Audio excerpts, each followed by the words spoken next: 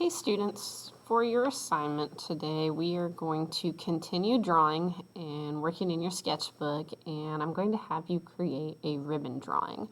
So you won't actually complete the whole assignment today. We're just going to get a start on it and hopefully get the first part, which would be the ribbons, drawn, and any time that we have remaining you will use to work on filling in the background.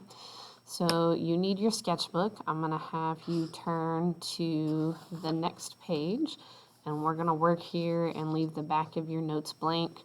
You do need a pencil, and you're going to need a timer. So before you start working today, I'm going to have you turn your timer on and set your timer for 25 minutes. So, to create a ribbon drawing, the first thing that we're going to do is we're going to make a line that's a curvy line that has several kind of S-bends in it. So, for example, I'm going to draw lightly with my pencil and draw a line that curves all the way down from top to bottom on your page. Okay, then everywhere here where your curve goes at the outside edge, you are going to draw a straight line that goes down. So you want to try to make these lines about the same size. If you have your ruler and you want to get your ruler out, you may. If you want to measure, I'm just going to eyeball mine and hope they turn out well. So the next thing we want to do to make the bottom line look like it curves around with the ribbon, it's really important that you draw lightly because you are going to do a small amount of erasing. So I'm going to kind of look at how this line curves across from there, and I'm going to try to do a similar curve. And then I want to curve parallel, and I think it looks best if you make this line curve all the way down to a point at the bottom of your ribbon. Okay, then after you curve that around, come in and erase this line because we want this to look like it curves in front. So I'm going to do that all the way down. I'm going to kind of follow this curve and make a line that's parallel here. And again, I'm going to erase inside here on the line.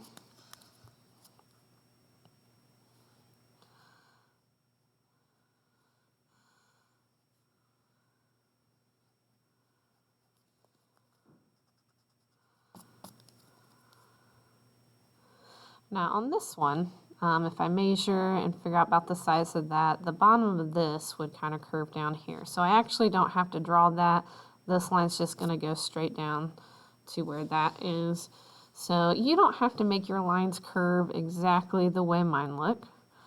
You can curve these lines however you'd like. But the main thing is to kind of make the bottom part look like it is parallel and curves around exactly the same. And then after you draw that down, go ahead and erase this part. Now you might be thinking, like, what's the point of doing this? Why do I even want to draw that on top if I'm just going to erase it? I suppose you wouldn't have to, but in the practice version that I made before creating this little lesson for you, I found that my lines curve and look more accurate and realistic if I do go ahead and draw this part right there where it curves. So if you want to not do that step because you draw dark and you are afraid of messing that up, I suppose you could leave that out. Okay, so when you're finished, you should look like you have a ribbon. Oops. So this is where it kind of helps to have that in, because I do need a part that curves down that way. All right, so we should have a ribbon that goes all the way from top to bottom on your page. you are going to draw a minimum of 3 ribbons. Okay? So I'm going to come over here and I'm going to draw another ribbon. Kind of comes off the page this way, and I'm going to actually draw right on top of my previous drawing. So again, this is why it's really important to draw lightly as we're sketching and penciling things in, because you are going to do a small amount of a certain amount of erasing as we go. So first thing I want to do, now that you've kind of got the gist, is curve that in and erase it. I'm going to compare how big that is, shorten that up a little bit, and then try to make a line that curves parallel to the top. I don't think that, probably more closely like that.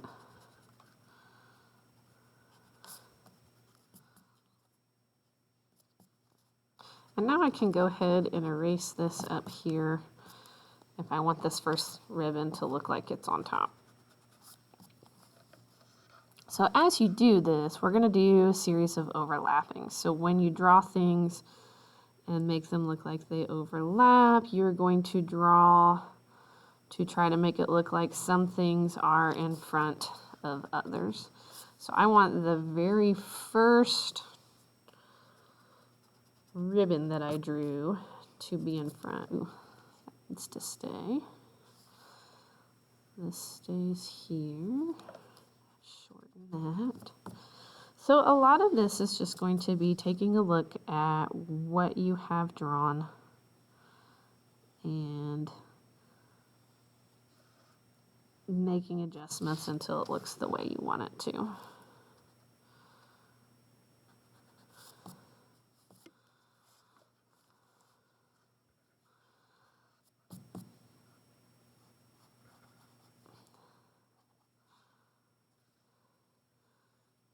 Now the rest of this, if I look,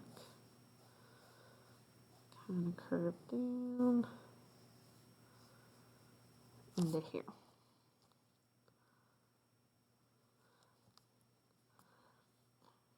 Okay, so again, the ribbon that I want to be in front, you erase everything inside that ribbon. Erase all of this. Erase all of that.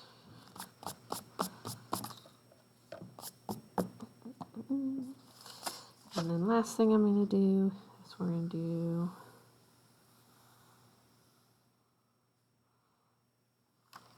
one more ribbon up here.